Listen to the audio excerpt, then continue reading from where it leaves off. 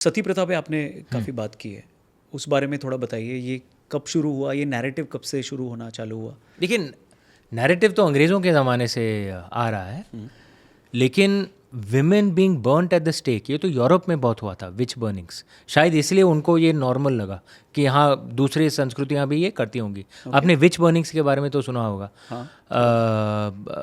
हज़ारों, कुछ कहते हैं लाखों की तादाद में औरतों को जलाया गया था यूरोप में, क्योंकि वो मानते थे कि स्त्रियां जो हैं वो डेविल्स का काम करती हैं, और अगर कोई स्त्री पढ़ने का जुल्म कर, उनके हिसाब से जुल्म कर दे, तो फिर उसे या कुछ नॉलेज हो, साइंटिस्ट हो, ठीक है। हमारे में तो स्त्रियां तो साइंटिस्ट तो थी, हमारे ऋग्वेद में है उनके नाम।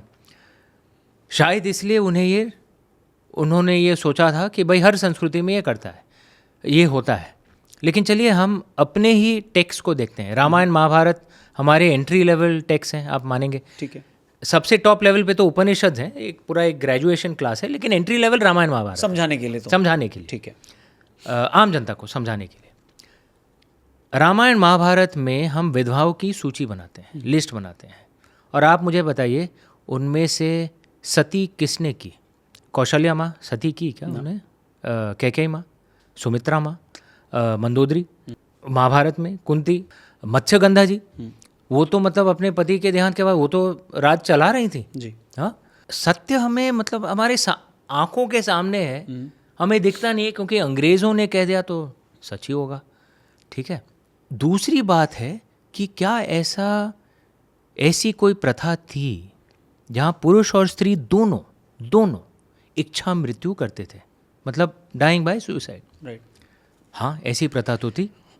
महाभारत में भी जब अर्जुन अभिमन्यु की मृत्यु का प्रतिशोध नहीं ले पा रहा है, आपको वो जी घटना तो याद होगा, वो एक पायर में क्लाइंब करने वाले थे। राइट। ऐसी एक कहानी है, ठीक है। तो वो सता है क्या?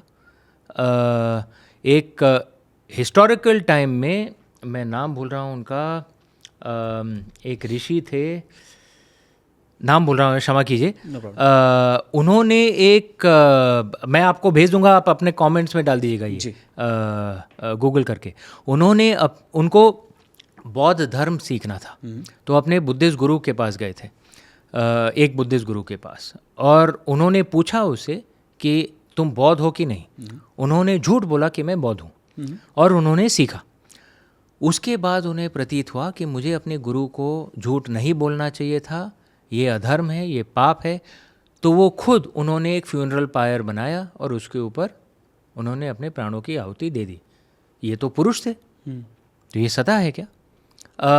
अनुगमन, ए रिचुअल सुसाइड, वो तो जापान में भी होता है, आपने समुराय का देखा है, वो स्वॉर्ड के साथ। तो ये पुरुष और स्त्री दोनों करते थे। तो क्या इक्के दुक्के यहाँ पे मिलेंगे? हाँ, लेकिन वो सिर्फ स्त्री नहीं, पुरुष भी थे, ठीक है। जैसा मैंने आपको उदाहरण दिए, वो सती नहीं था, सती की प्रथा नहीं थी।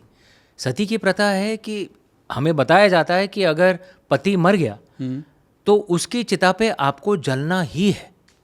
भाई उदाहरण मुझे बताइए, उदाहरण कहाँ पे हैं? जौहर के उदाहरण हैं जी, और कुछ इच्छा मृत्यु के उदाहरण हैं अनुगमनों के, वो तो पुरुषों ने भी किए।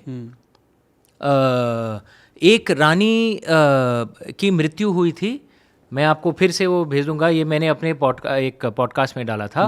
ये 15वीं शताब्दी की है। उनका एक मेल फॉलोअर था, बॉडीगार्ड, उसे बुरा लगा कि वो उन्हें बचा नहीं पाया, उसने भी इच्छा मृत्यु की, आत्मदहन किया। अनुगमन होता था, लेकिन ये सती की प्रथा नहीं थी। जौहर की प्रथा थी, वो तो अलग, वो तो आक्रमण के कारण हुई, ठीक है।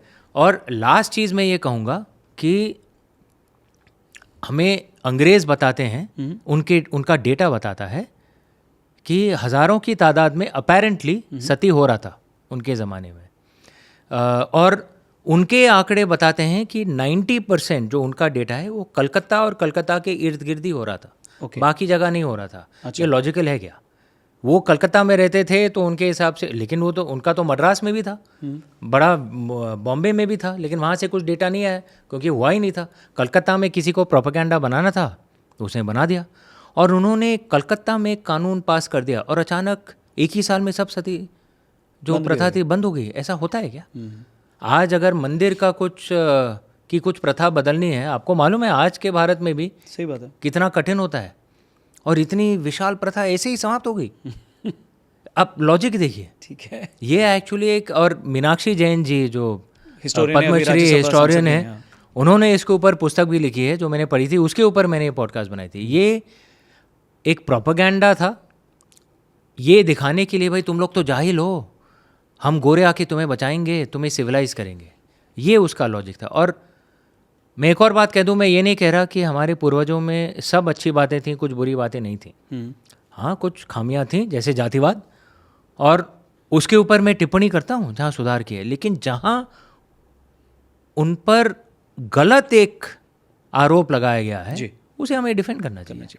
सो राजा राम मोहन राय को कैसे देखते हैं आप? फिर उनका पूरा कुछ अच्छी बातें थी उनकी। हाँ, वो एक अटेम्प्ट कर रहे थे एक तरह से भारत को, क्योंकि देखिए आधुनिकरण की ज़रूरत तो थी, ठीक है, ज़माना बदल रहा था, लेकिन हाँ, जहाँ तक वो सती के बारे में कह रहे थे उससे शायद सहमत नहीं हूँ। और दूसरी एक, जहाँ तक मुझे ज्ञात है, एक संस्कृत कॉलेज खोलने की कोशिश हो रही थी, लेकिन वो चाहते थे कि भाई अंग्रेज़ी कॉलेज, जहाँ तक मुझे ज्ञात है, ठीक है, हो।